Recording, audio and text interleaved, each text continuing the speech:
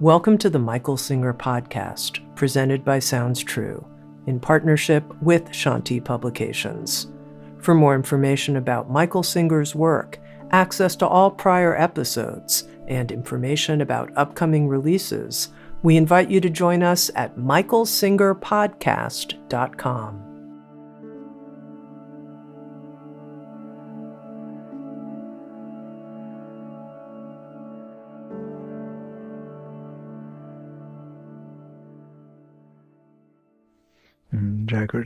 Jai Masters.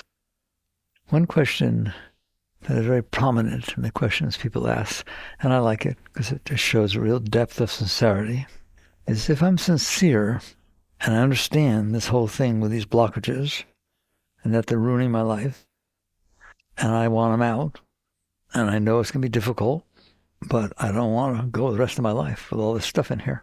That's an awakened spiritual being. Not someone who says, I want to see the light, I want to touch God.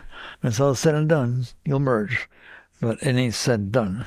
And if that's what you're doing, instead of working on getting it said and done, I don't say you're wasting your time, but you're having some spiritual experiences. And after all these years, what I've been at 55 years, spiritual experiences, yeah, they're nice. You know what you do with spiritual experiences? Look at me, you tell other people about them. Because they cease to do anything for you is something you had at some point. And so it's not the spiritual experience, it's the understanding of why you don't live there. An experience is something that comes and goes. Did you know that?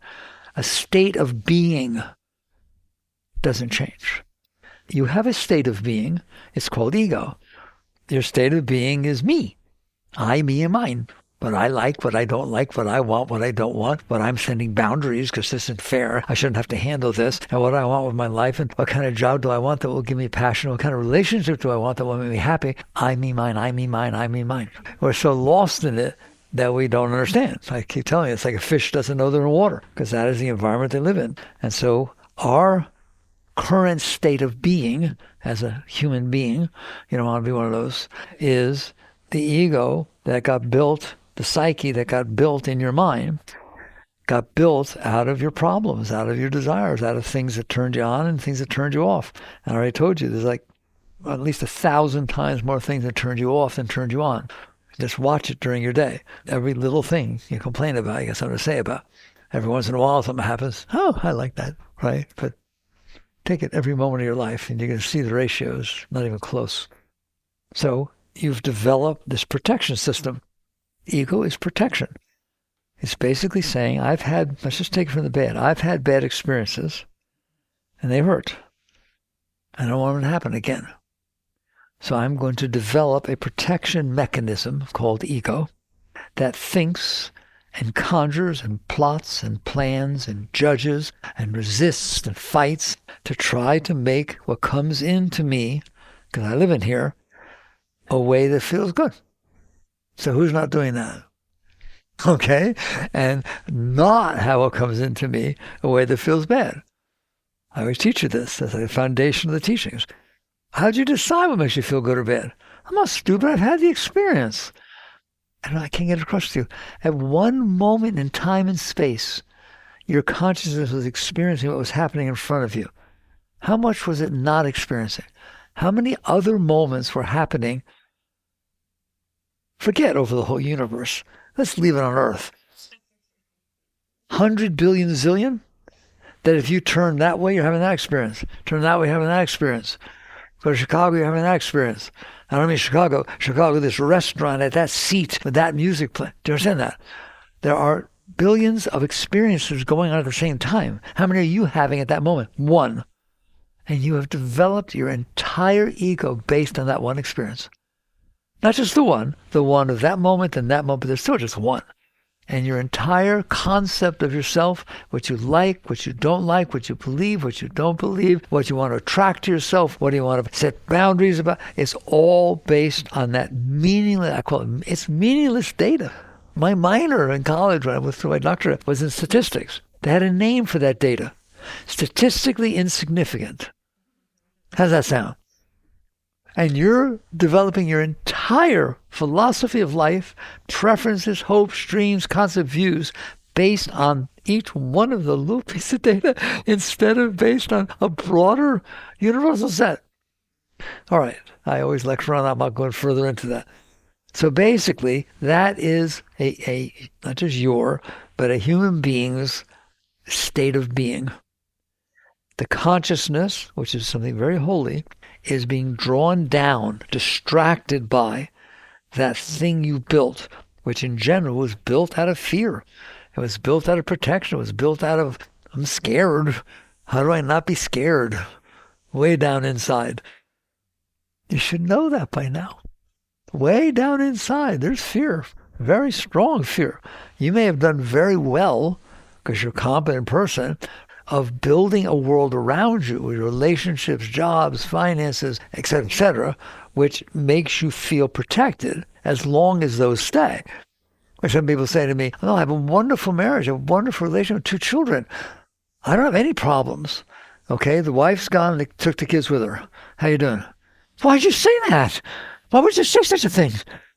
So you use that to distract you from what's really going on in there, which is I ain't okay, and I need things for me to be okay, and I'm working for it. That's what everybody's doing. Okay? And so you wake up at some point and you realize the problem is not what's going on outside. The problem is my state of being. My state of being is I'm scared, I'm insecure, I have fragilities and so on and so forth. I'm fragile and sensitive. My heart's very sensitive. My mind's plenty sensitive. And I've built protection systems around it. And so now I'm devoting my life to protect the protection systems. But you wake up at some point and say, what kind of life is that? Right? Because in the end, you're going to die anyway. I don't want to die. People say that. Why do you talk about death? Because you're going to die. Don't say that. Of course I'm going to say that. It's the truth. You can't be afraid of the truth. And so you just get to the point, you eventually realize what it's about. It's not protecting and controlling what's outside so that it fits the current state of your being. It's about evolving the state of your being. And that's what spiritual evolution is. Evolving the state of your being. What does that mean? What did Darwin define evolution as? Survival of the fittest, adaptability. An evolved creature is adaptable. They don't just have one thing they can eat, one place they can live, one temperature they can handle. They are adaptable. Well, spiritual evolution is exactly the same. Well, you're very adaptable. You can eat the diet you eat. That means it's good. You can live different places. You can live in the tundra. You can live in the rainforest. You can do all kinds of stuff. Okay? But you're not adaptable inside. Take a breath. And that's what true evolution, that's spiritual evolution. It's not outside. You've evolved plenty. Your outside has done quite well evolving. Your inside has not. Why? Are you adaptable? Here's how adaptable you are. Sally, hey, how you doing? She didn't say hello. How you doing? Wow. That ain't very adaptable. That seems kind of rigid, unable to handle a lot of situations. How many of those do you have every day? The driver in front of you, the weather, I don't want to get out. Why'd it have to rain? It wasn't raining a minute ago. Why does it have to pour when I need to get... What are you doing? You're not adapting. You're saying the outside world should adapt to what I built inside myself, to what I like. If I'm planning to have a nice evening with my spouse or significant other, and I'm all excited about it, and they had a bad day at work, they're not going to come home in the same mood you want them in, are they? How you doing about that?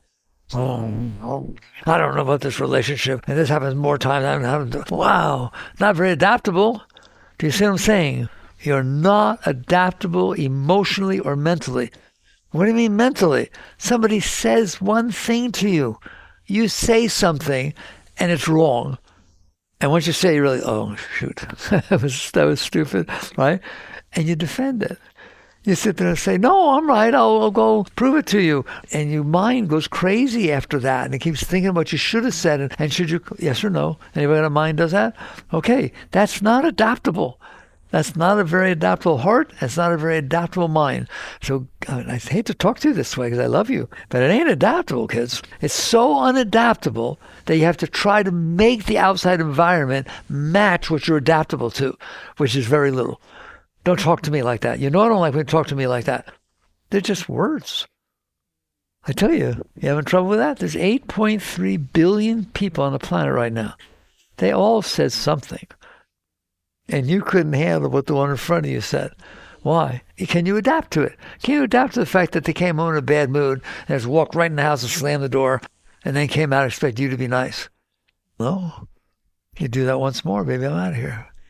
In other words, I'm not adaptable. There, I've never talked to you that way. How adaptable are you? How adaptable is your mind and your thoughts to what other people say and do and this and that and everything that's going on outside?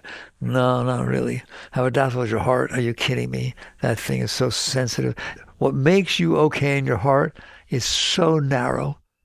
The subset of where you're okay, that something, oh boy, really turned you on, your heart open. Compared to that experience, how often does your heart hurt? Do you close? Do you protect yourself? Take a breath. Spiritual evolution is inside, and we're not very evolved inside. If your picture's on the wall, ding, you did it, you got there. They are completely adaptable. A great master, and they're not all enlightened, but a great enlightened master is completely adaptable. I quoted from the Gita a number of times, one of my favorite parts of the Gita. I'm just paraphrasing. And Arjuna asked Krishna, Krishna's Godhead, it's God's wisdom, God represented God. And Arjuna asked Krishna, well, you just told me, Krishna, that there are these really high beings that are enlightened, that are done, totally purified and merged with you. How will I know them when I meet them? A lot of people run around. How will I know one of those dudes or dudesses? He didn't really say that, but it's okay. I told you just paraphrased, all right? So how will I know? Little Arjuna asked him, sits he, walks he, talks like that other man? And it's so beautiful. Krishna says to him, he walks, he talks like any other man. If you want to know him like this. In joys, he's not overjoyed. In sorrows, he's not oversorrowed. He lets goodness come when it will, and when it will depart. He lets darkness come when it will, and will depart. He walks as a sojourner in the midst of all the qualities of nature. Just as all the rivers and streams of the earth pour into the ocean, and the ocean doesn't overflow its bounds, so the world of sense pours into the yogi and leaves him as it found him, at peace, serene, content. Equanimity is yoga. Adaptability. Some people say, well, I don't want to go there because you don't have any feelings. Feelings are natural. If someone you love dies, there's a sorrow. There's a sense of loss. But you're okay with it. Oh, I feel lost. Isn't that beautiful? You've adapted to these different emotions that you have. You see something. It turns you on. That's beautiful. And you keep walking. Why? Because you're okay. You don't need it. You don't need things don't happen. You don't need things do happen. And so don't think you're giving up your humanness. You've adapted. That part of your being is human. It went through experiences and it built likes and dislikes. And that's okay. It's okay. Somebody once asked Ramakrishna, a great master, does an enlightened saint ever feel anger? And he shocked me. This was back in the 80s I read this, all right? And he said, yes. But it's like riding on water. As it comes up, it passes through. So what? You've adapted to the fact that your heart can feel anger, or can feel love, or can feel joy. But the self is not moved. The state of your being is beyond those fluctuations. You've adapted to it. As an enlightened being is liberated. That's what liberation means. Jivan Mukta, a free being.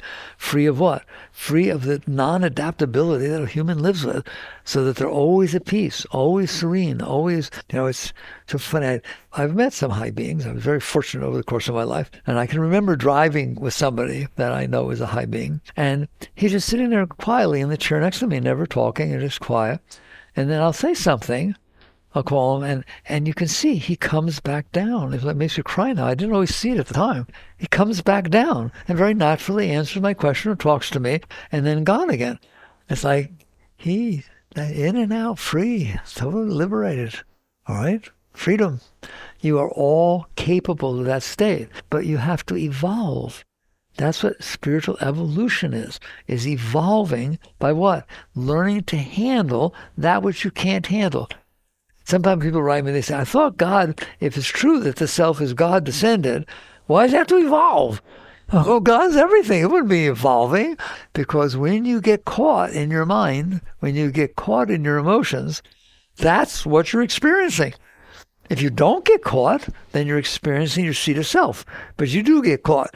It pulls you down. It distracts you. So evolution is the ability to, just like physical evolution, the ability to handle situations without getting lost in them, without freaking out. Like, okay, an animal, even a pet. You pick up a dog or something, right? And he's from the kennel. And he's scared and he barks and maybe bites a little bit or something like that. You can train them to be okay, can't you? Ever work with an animal and train them? You are helping that animal evolve. They're able to handle situations that they couldn't handle before. Somebody goes to pet them, they pull back, they're scared. Now they're comfortable. That is evolution. The ability to handle situations that you were reactionary to and your state of being was barking and yelling and screaming and anger and get away from me. Now, the exact same situation happens later and you're okay with it. To me, the ultimate is when somebody comes up to me and says, I went to work the other day. I've been working at this place for a long time and I drove away and I realized, wait a minute, something happened today that would have bothered me all week. I would have drove away thinking about it, what somebody said, what I said. It didn't bother me one iota. I didn't even remember. I hardly remembered it, except to remember, hey, I guess I evolved. That's what evolution is. So it's not a matter of picking some state of success spiritually that you want, to have this experience, to be able to do this or do that. It's the fact that you've actually evolved and can handle reality. How do you do that? It's nice to talk about. First of all, let me make a statement to you. Every single one of you are as high as those people on the wall. Every single one of you is as high as the masters. You are a great being inside, but you are distracted by where you're not evolved enough. You're not evolved enough to maintain that state of consciousness. There are people that they go to war-torn countries, doctors and other people, and they deal with all this illness and sickness, and they're okay. Mother Teresa was that way. She went and worked with the lepers, and she ran and loved it and helped it. They said, oh, you're so special. Why am I special? I love doing it. She was evolved enough to where their sores or their problems and so on did not affect her at that level. All she did was feel love. That's how great beings are. And you are that. I'm like telling you that. You look at me. You're not some weak little thing that has to be careful what everybody says or does or what's happening to you and controlling everything and freaking out. You're not evolved to your natural state right now, but your natural state is to be able to handle everything and anything, no matter what. Okay, why don't I have that? Because there are areas of your being that you're not evolved enough yet. Okay, how do I know where they are? They will let you know. This I assure you. You do not have to go find them and rip them out and do all kinds. You can. There's nothing wrong with getting help and doing aggressive therapy. You know me, I don't judge anything, okay? As long as your intention is to evolve. But my experience is that, yes, you can force, rapid experiences, but they don't stay. You fall back down and you notice you didn't get rid of why they were bothering you.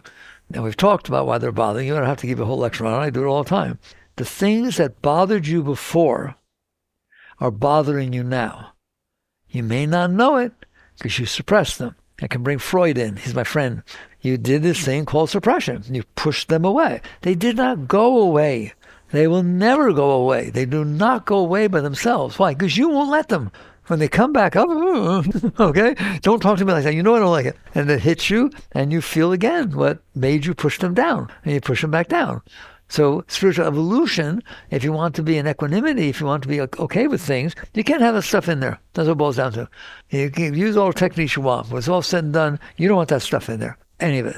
Oh, God, don't say that. Not what mommy did, not what sister did, not what first boyfriend or girlfriend did, not the fact that you got a B in a test that you wanted an A and the professor wouldn't give it to you. And, all the experiences you had that bothered you, including the driver in front of you who's driving 10 miles an hour below speed limit and it's bugging you. Every single one of these things. And don't you think it's not down there. You can drive down a road. I give this example all the time. Drive down a road, 34th, we have 34th around here. You drive down that road and be behind a car that is driving 20 miles an hour below the speed limit, and they will not go any faster, whatever you do, and it lasts for miles and miles, okay? I am telling you, next time you go to turn down 34th, you'll think twice. I don't like this road. People don't know how to drive on this road. Do you hear me? It leaves an impression. Why? Because you stored it. Otherwise, it's just something that happened. But it's not something that happened. It's something you didn't like, and you resisted it, and you shoved it down there, and then you tell everybody about it. I can't believe who I was behind. What are you doing? The sun shone too. And I told you, what else was going on? Aside from the driver, there's trees going by, there's other cars on the road, there's people talking to you. No. That's what's going on, and that's what gets stored. And you've got all that stuff in there, and then there's no sense of equanimity. There's just basically trying to protect yourself. I talked about it. So how do you grow? What does it mean to evolve?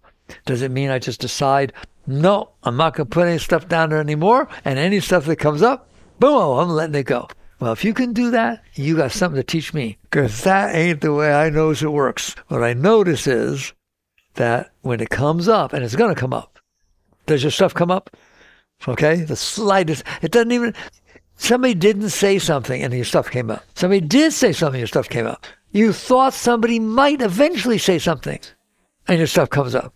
It's hard living in there because there's a lot of stuff in there. And what you try to do is protect yourself from yourself by pushing it back down and manipulating the world. You either push it back down inside, or you don't even wait for that to happen. You manipulate the outside so that everybody behaves the way you want them to and expects them to, so you don't have to push it down inside. Do we know of any such people? And so, okay. So now what do you do? Because it ain't going to go away by itself. You take on that the meaning of your life, I want you to understand, I call it intent. The meaning of your life is not to manipulate the outside and everything in it so that it feels good when it comes in and doesn't ever feel bad. And that's a major paradigm shift, because right now that's where you're at. Things should be the way you want them to be, and they shouldn't be the way you don't want them to be, that's for sure. That's a state of being. That's a state of how you live your life. It goes nowheres. That stuff stays in there. You're going to die with it. Some people say when you're dying, your whole life passes before you. Not your whole life, just the stuff you store down there, which tends not to be so nice. Okay? And so basically, you shift. This is real. That's why I did the talks I do all these years. There has to be a paradigm shift inside that says, I don't want to waste my life being afraid or needing control or having these issues inside of me that get disturbed when different things happen. I want to be liberated. I want to be free. I want to be free of all that. I used to give a talk that would say, what is freedom? Is it freedom for yourself or freedom from yourself? If you heard that, you're ready for the teachings, because you don't want to carry this thing along with you that tries to manipulate and control everything to be the way you want it to be. So what do you do about it? You notice, first of all, I'm very proud of you, each step, I'm proud of you. One, do you see it? Do you see what a mess it is in there? Do you see how sensitive it is? Do you see how much controls? That's a perfect word, isn't it? Do you have control issues? Everyone has control issues. Some people are enough to where, it's called a psychological disease, all right? A megalomaniac or something like that. But you all got control issues. You want to control people, places, and things, events, every single thing. To be what? To be the way you stored. I like it, not be the way you stored. I don't like it based on your past experiences. Spiritual growth is first to wake up. That's what wake up means. I would never used to find these things. There's a real waking up. You wake up that you see. That's witness consciousness. You see. That is not something I am going to devote my life to. Who? Me. That ego. That noisy psyche that's in there. Keeps talking and being sensitive and doing all kinds of stuff. I'm not going to devote my life to that because it doesn't go anywhere. I see it like that hamster running on the wheel. Come on, baby, run, run, run. They don't ever get anywhere. Hey, where's that hamster get? Oh, that's what your life is. You just keep running away or toward from what you think bothers you, will bother you, and what you think will make you feel better. And you run, don't you? That's what the anxiety is. That's what the insecurity is. That's what the tension is. And that's what neurosis is. Of course it is. You're running away from yourself. You stored this stuff in there. Nobody else has the same stuff you do. And so you're out there struggling with people, places, and things. What do? You decide that the paradigm shift is, and it's not, paradigm shift doesn't mean all of a sudden everything changes. It's that you notice, wait a minute, I have to do something about it. Just because you see a sickness on your arm, the fact that you notice, instead of ignoring it, did not fix it. but it's a major step. If you deny it, I don't want to see it, I don't want to deal with it. No, it's not a problem. Okay, it'll go away by itself after 3 years. You're not dealing with it. But if you see it and you wake up and that's all waking up. Come on, get real. There's a problem. That's what it's like inside. There's a problem. I can try and run away from it. I could try to do things to compensate for it. Why? Because there's a problem. And so you stop all that mishigas of rationalization and ignoring and suppressing and positive thinking. Positive thinking is a wonderful thing. But I always ask people, if you practice positive thinking, why? Because it's negative otherwise, isn't it? And good, you should use these things. You use all the techniques you can. But the realization that it ain't so nice in there, and that you're running away from yourself. And so there you're awake. That's your next step. You notice it, and then your next step is you commit yourself. Just private. I don't talk to other people about it. Just commit yourself. I'm going to do anything I can to have it be not like this for the rest of my life. I don't want to run away from myself for the rest of my life. Do I? I would like it to be nice inside. Is it possible to be nice inside? Of course. You stored not nice. Therefore, it's not nice. If you let go of what you store everything that ever hurt you is still inside. You stored it inside. And that's the silliest thing I ever heard of. Oh my God, that hurt me so much. I'm never letting this go. Good, it'll hurt you forever. I'm telling you, the paradigm shifts when you stop thinking like that. You sit there and say, I don't care how it got in. I have the right to be messed up. You should see what my mother did. You want the right to be messed up? Mazel tov, have fun. Do you really want to be messed up? You want the right to be messed up? No, I don't want to be messed up. I don't care what happened. I want to be evolved enough to have been able to handle it. But I wasn't. Okay, fine. Of course you weren't. You were a child. You're this, you're that. You're learning. You weren't. But you woke up now. You see the problems inside, not outside. And I don't want to justify it. If you justify it, you've said, I want to keep it. I'm talking to you tough tonight. Do you really want to keep the most terrible thing ever happened to you? Yeah, but you do justify it. They say things like, if this happened to anybody else, they'd be just as screwed up as I am. Okay, good. No. You have to reach the point of saying, I don't want to rationalize it. I don't want to justify it. That's just saying you can stay. I want to stand up inside and say, look, I got some work to do in here. And it involves not having you in there. I don't care what put it in there. I don't want it in there. I want to be able to have handled what took place. I'm not judging myself that I couldn't. It's not about guilt or shame. Oh my God, I was 5 and I couldn't handle my parents' divorce. What's wrong with me? No, that's ridiculous. Just now you're not 5 anymore. You're 55 and your parents are both dead and you're in there letting their divorce affect your life. People do that. I don't want to get married. Why? I'm not having kids. I'm having kids. I'll get married, but I'm not having kids. Why? What I went through in my childhood, I don't want to tell you about. And I'm not putting that through any of the kids born onto this planet, and therefore I'm not having kids. Congratulations. You let something happen 35 years ago that you were not able to handle, determine how you're living your life. And I'm telling you, everything is that. All your preferences, concepts, views, opinions, hopes, dreams, they're all based on your past experiences. And so you wake up and you look in there, honestly, no justification, no shame, no blame. Just, I am seeing that it is not nice in there and it's not good to live in there. Who lives in there? How many other people live in there than you? Nobody. Mommy's not in there. Daddy's not in there. The husband's not in there. Nobody's in there but you. So if it's a mess in there, I wonder who did it. If your house is a mess because you got all depressed, you never cleaned up and everything like that, well, go blame it on why you got depressed. Blame it on people. Your house is still a mess. Or you sit there and say, I live in there, and I wasn't able to handle what happened. I couldn't handle the situations I went through, so I made a mess. Are you okay with that? Can I talk to you that way? It's not guilt. It's not I made a mess, I'm wrong, I shouldn't have. No. You're evolving. You have the right to evolve, all right? Otherwise, you hold yourself back. I didn't do anything wrong. I'm not evolving. I was already fine. Well, okay, good. Don't evolve. You have to go and sit there and say, what happened when it happened, I couldn't handle. What I did with it, suppress it, hold it, make a mess. But now I've woken up and I'm going to work it out. So how do you work it out? That's the fun part. That's what's really beautiful. I realized that years and years and years ago. You don't have to go down there and dig that stuff up. You don't go down there and figure out why it's there and what to do to negate it and so on. It's going to come up by itself. Have you noticed? It's just going to come up by itself. That's what your moods are.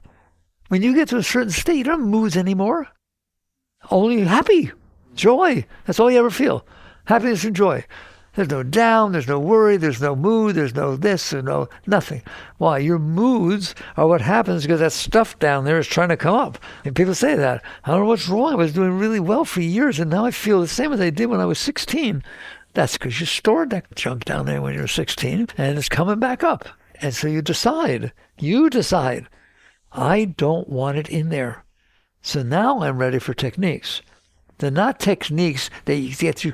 There are people that teach you how to cope with your issues. To me, cope is a 4-letter word. It means I'm keeping them, but I'm going to try and have them not bother me as much. That's what it means to cope. I ain't keeping them. You're a yogini. That's a much higher state. I'm not keeping it. They're there now. I'm not denying them, but they're not going to be there for the rest of my life, period. So how do you work with them? First, you accept. This is the lay of the land. This is the state of being I'm in right now. I got these issues, I got that, and I got these problems. I got stuff that was stored down there and so on. You want to take it all on at once? There's not a chance in the world you take it all at once. Don't even think like that. That's hilarious. You shoved it down there for a reason. You couldn't handle it. Then you built on top of it. You built your entire ego. Your entire psyche is made out of that stuff. Do you understand how powerful I just said to you? You could have a lifetime of experiences that built your entire preference systems, like, dislikes, what I want, everything like that. And one event happened, and you're a totally different person. You're wanting different things to happen, and you don't like this anymore, and that changes, and that changes, because it was strong enough to push down the other things, and now this is the main topic. Somebody gets in a car accident, or a divorce, a terrible breakup, or something like that. They're never the same. It makes me very sad, because I love people. I had somebody, an older person, tell me that when their wife died, and he said to me, Mickey, somebody said to me the other day, and I asked him, how did you handle the death of your spouse, and so on, and he said, well, you learn to live with it, but you'll never, ever be happy again. Oh, my God. That ripped my heart out. You'll never, ever be happy like you were before. You just learn to live with it. That's because you couldn't handle the fact that you had this beautiful relationship for 30, 40 years. Some people married a long time, and you couldn't handle that they're not there anymore. Do you hear me? It's not like, but I'm not supposed to be able to. I love them. No. I love the fact that I started to talk about evolving. And evolved being is adaptable. How well did you adapt to the fact that some of you live for 40 years and not there anymore? Not very well. I didn't adapt at all. I suppressed it and I tried to live with it in the morning, that I could breathe and still be. No, I didn't care. Of course you cared. But can you handle the pain? Can you adapt to say, if someone you love dies, you're going to miss them. You're going to feel a sense of loss. For how long? That's the question. Does it have to stay in there? If you suppress it, it does. I'm Jewish, but I don't know the traditions very well. I wasn't brought up very Jewish, right? But there's a tradition, in the Jewish tradition, you tell me and you know, where you sit Shiva. For how long? 10 days? 10? God, I know more than I thought I did. All right? Here's a tradition that says, of course you're going to feel the loss. Of course you're going to feel the pain. Take 10 days with friends or alone, wear black, do what you need to do to adapt to the loss. Then live your life. That's beautiful. Okay? Not 10 years. Not 10 lifetimes. It's like you don't sit there and say, I can't handle this. You sit there and say, it is difficult to handle. I'm adapting, I'm evolving. It doesn't happen overnight, but I can handle it. I'm going to handle it, and I'm not going to shove it down. I'm going to let it come up. I'm going to experience it, and then get on with my life out of love for my loved one. I taught somebody once that if you really love this person that much, they don't want you to suffer. They're not elsewhere wishing you suffer because you lost them. Use that as inspiration to say, okay, you would want me to feel love. You'd want me to continue my life. Instead of, oh, I love you and I'm never going to love anybody else ever again. That's my devotion to you. That's not love. That's suppression. That's the problem. But how do you do this? We've talked about the fact that you're a great being. Ultimately, all of it can take place. You experience it, but it doesn't screw you up, and you get to stay here, way up high. It doesn't pull you down. How do you do it? By getting rid of the stuff that's in there. You can sit there and say, I'm going to learn how to cope with it. I'll learn how to substitute for it, find another relationship. No. What is in there that is blocking your natural energy flow? Because that's what's in there, is your natural energy flow, that you're not evolved enough to not block it. And you realize, okay, I need to stop blocking myself. How do you do that? You're not going to do it right away with the big stuff. You're not. It touches one thing, you freak out, and you get lost, and people talk about falling. I was doing good, and then something happened, and I go, oh my God. I know people, they were doing really, really well. Okay, I could see it. I was filled with energy, right? And something, usually a relationship, something happened 10 years later before they came to me and said, I've been lost for 10 years. And all of a sudden I'm starting to see why I was coming to the temple and why I was working with myself. But during those 10 years, I don't know who I was. Can anybody hear me? That's very sad. I don't want you to be like that. How do you not be like that? We said it's like letting go of that stuff. You can't let the big stuff go right away. So you just be fair and compassionate with yourself and say, I'm going to learn to let go of the small stuff. People make fun of me there all the time. Why do you keep talking about the driver in front of you? Why do you keep talking about the weather? Why are you talking about these small things? Why don't you talk about the big things? What for? If you can't handle the small ones, you ain't handle the big ones. Go out on a tennis court and play with someone else who's just learning tennis. Then get the Williams systems to play against you. What for? I ain't wasting your time. You're not evolved to that level. It's the same thing. Start playing the piano. You do your skills a little bit. Go on to Carnegie Hall and play maybe someday you will, but you're not to start with. And so what I teach, and the deep teachings are, learn, practice. Practice what? Practice letting go. You've probably heard me say those words before. Practice letting go. What does that mean? It means it's raining out, and I don't like the rain. I don't like driving in the rain. But you are driving in the rain, but I don't like it. How does that help? If anything, it distracted you from being a decent driver in the rain. I don't want to get out and get wet. I have to deliver this. Why did it happen? What are you doing? It doesn't stop the rain. It doesn't do any good to be like that, does it? How about practicing not being like that? That's what it means to evolve. Can I evolve to the point that I can handle the weather? Be honest. Say no. What are you doing? It's weather. I'm telling you, the word evolution fits in your ability to handle the weather. It's no different than Darwin's survival and adaptability, is it? Can you adapt to the Florida weather? Can you adapt to the fact that there's hurricanes sometimes? Can you adapt to the fact that it gets really hot out? Can you adapt to the fact that sometimes it gets cold out without complaining? You make it through it anyways. You've all been through hurricanes, you've all been through storms, you've all been through heat, that's for sure. You've all been through cold, you've been through everything. Why did you bother wasting your time and your Shakti complaining about it the whole time? Trying to make it not be that way. It's a waste.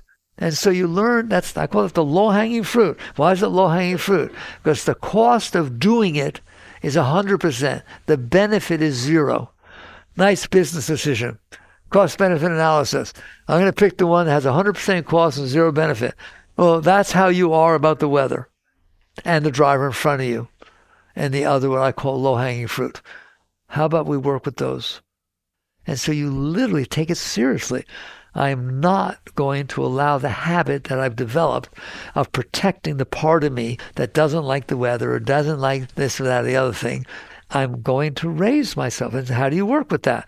You're sitting there. I tell you all the time. Actually, I have time this time. I tell you all the time, though, and you know the story. I literally remember back in like 72, I had moved out here in 70, 71, and my house didn't have air conditioning. We just built this hut. And my car didn't have air conditioning. It was an old VW camper van. I didn't have any air conditioning. It was out here in the summer. It's in the middle of the woods and fields and so on. And he complained a lot. And he was supposed to be meditating. He was out here to meditate, not to meditate on the weather. And one day I looked at him and I said, hey, Mick, I just talked to him, all right? Hey, shh, just a minute. Why is it hot? I've told you this story before. I'm telling you, it's exactly like this. I asked him, why are you hot? And he answered back, because the sun. I asked him, well, what is the sun? And he said the magic words, "It's a star." Oh, really? I wish you didn't call it the sun. I wish you called it a star. That's your nearest star. Can you imagine those twinkle twinkles out there that you see at night? That when you get close enough to one, it's that hot. Wow. And you are close enough to one. And it's no different than all those 300 billion in your galaxy. And you're close enough to one, and it's 93 million miles away, and you feel this heat. How far away is Miami? 360, 93 million miles away, and you're complaining about the heat of being that close. That sucker must be hot. Well, you all like stars, and that's pretty amazing that you're close to one, and you can feel the effect of being close to one. And he never said another word. He now, when he gets out of his car and the sun is pouring down there, I swear he just stops and does this. Come on, I want to feel a star. And you start using your higher mind, your intellectual mind, your abstract mind, as opposed to what's called your personal mind. Your personal mind is when your mind is talking about you. What you like, what you don't like, all right?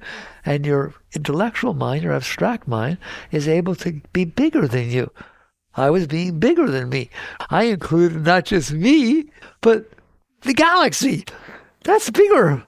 It's just as real. You standing there experiencing a moment means you're missing all the other moments because you got distracted onto that.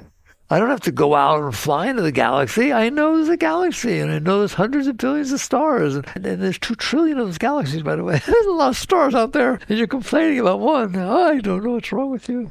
And the one you're complaining about is why there's plants on the planet Earth, is why things grow, is why water evaporates out of the giant ocean that's filled with salt. But when it evaporates up, there's no salt.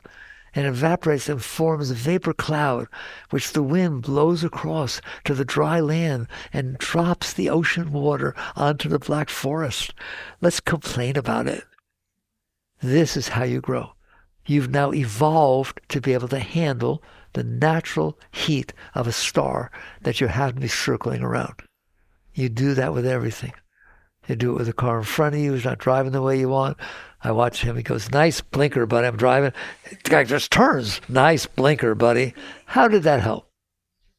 I was going to handle it anyways. So why did my mind be negative about it? And then if it's really negative, it tells somebody at work, "I drove behind this person. They used their blinker one iota." What are you doing? I was unable to handle the situation. Which situation? Blink, blink, blink. You don't have to be like that. You get to evolve.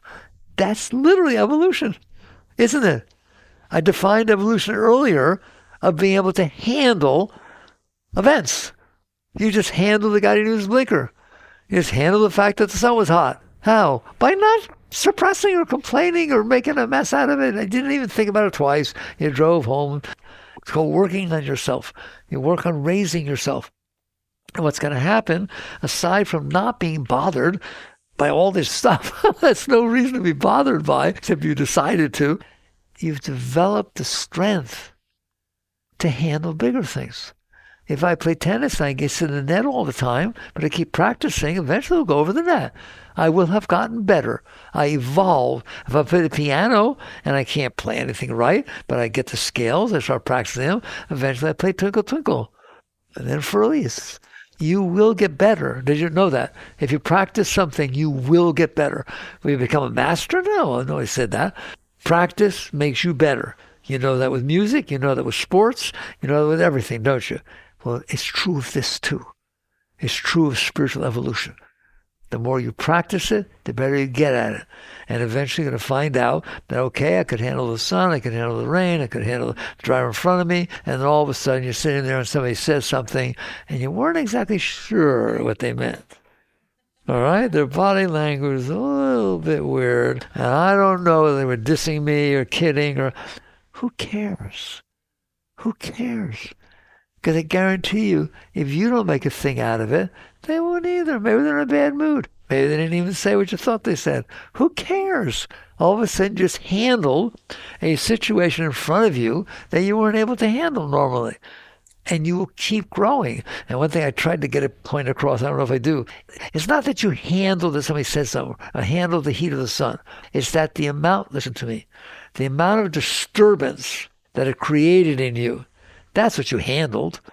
That event didn't create a disturbance, you don't have to do anything. It created disturbance, did it not? You were uncomfortable with what the person said, uncomfortable with what you thought they said. It's because it came in, it created a vibration that was not comfortable.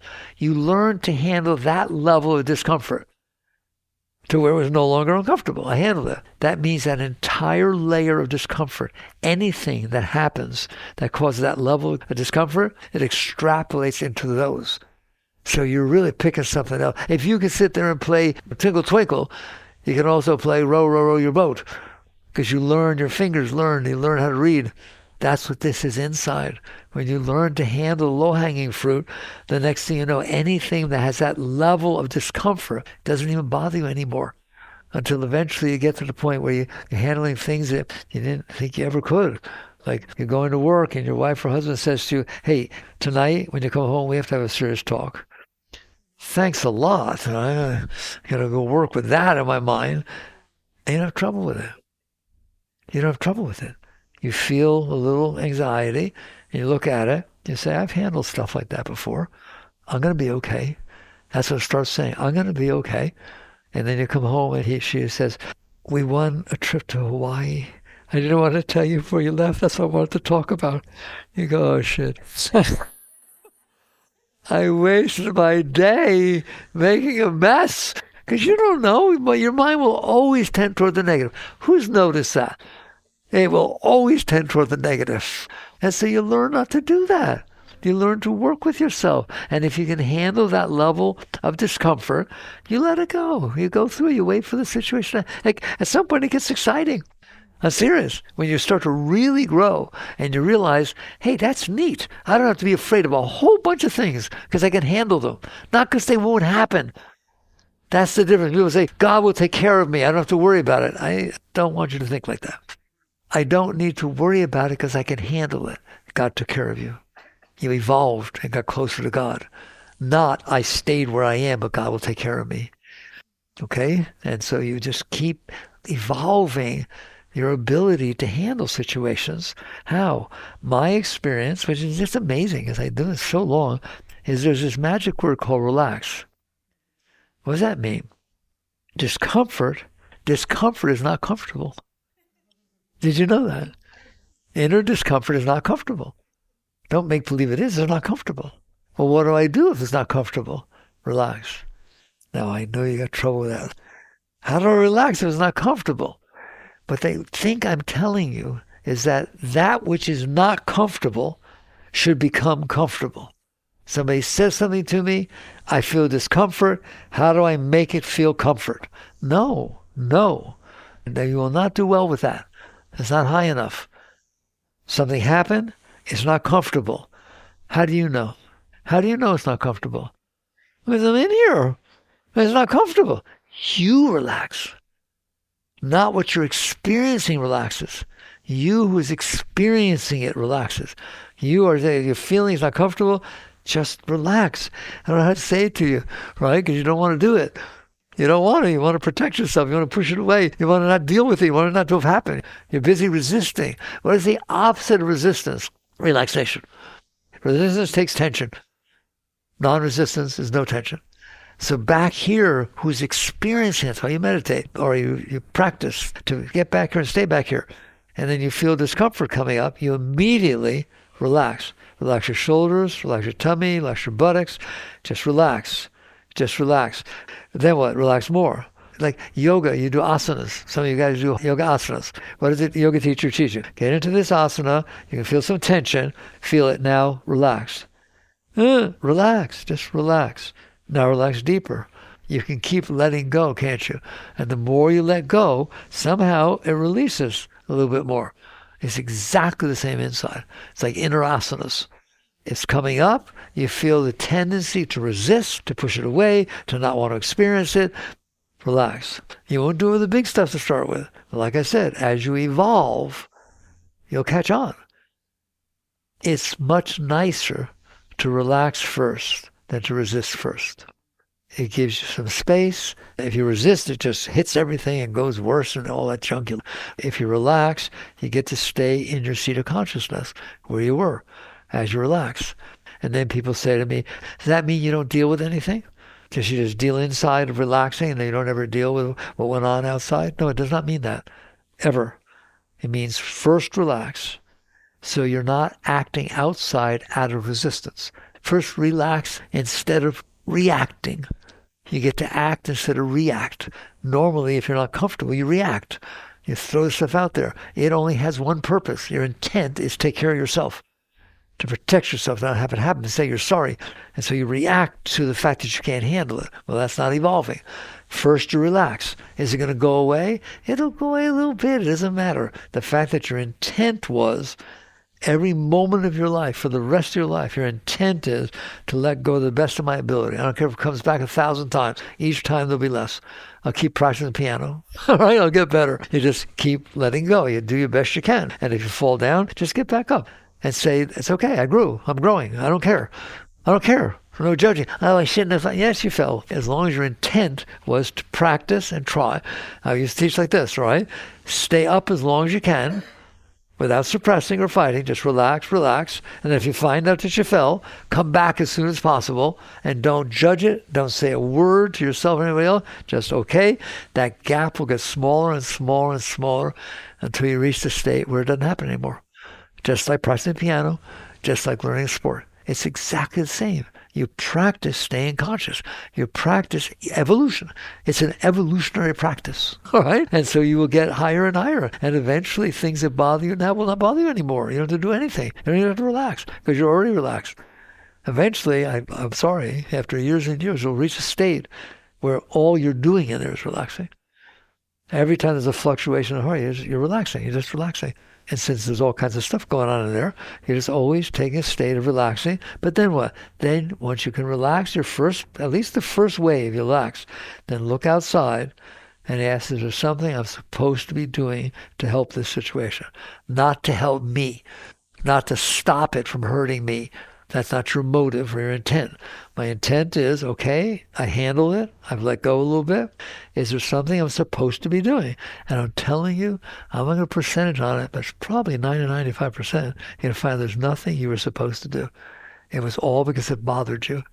If it didn't bother you, you wouldn't have done anything.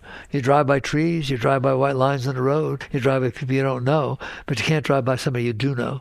And you just say, well, okay, drove by somebody I knew. I beeped, they didn't beep back. I think I can handle it. What is there to do if I can handle it? Nothing. And all of a sudden, you're unemployed. It's easy. You didn't have to take on the job of you. The hardest job you will ever have is you, isn't it? Trying to make you be okay. Oh, I hope you understand. And you just keep relaxing the best you can, and you come down, you deal with it. And if you messed up dealing with it, you learn. There's nothing wrong with learning. Yeah, evolution doesn't have boom, boom, boom. Do little things. Animals evolve. You can evolve inside. So I didn't mean to, but we had to talk about spiritual evolution. It's about as deep a talk you'll ever have. Why? That's why you came here. Where? To the temple? No, to the planet Earth. Earth is a place that souls are sent to evolve. Earth is a place that souls are sent to evolve. How are you doing? And so you keep working on it. Okay. God, I hope you can hear. It's so beautiful. It doesn't take time. It's just an inner thing you're doing in the midst of everything else. Instead of grabbing and pulling and fighting, you're letting go. You're letting go. You're dealing with things, but you're letting go inside. Every morning you wake up, you're a different person than the one who woke up the morning before. Because you let go of stuff. Just like I told you, an event could happen and change your whole way of thinking in 5 minutes. Okay, well, you do this little by little. It changes you over time. And it becomes, but the important point, and I'll close there, it becomes your state of being, which each one you get to. You don't go back down. You learn to handle it. If you learn to play the piano, you don't forget. It stays there. If you learn a sport, you can play it again. If you learn to let go, it becomes your state of being. Then it goes up from there and up from there. Right? Work on these things.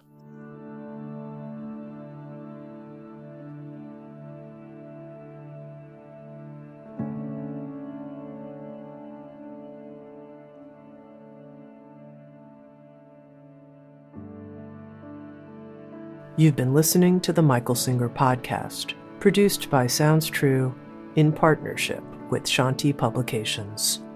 For more information on Michael's body of work and all back episodes, please join us at michaelsingerpodcast.com. Thanks so much for listening. Sounds True, waking up the world.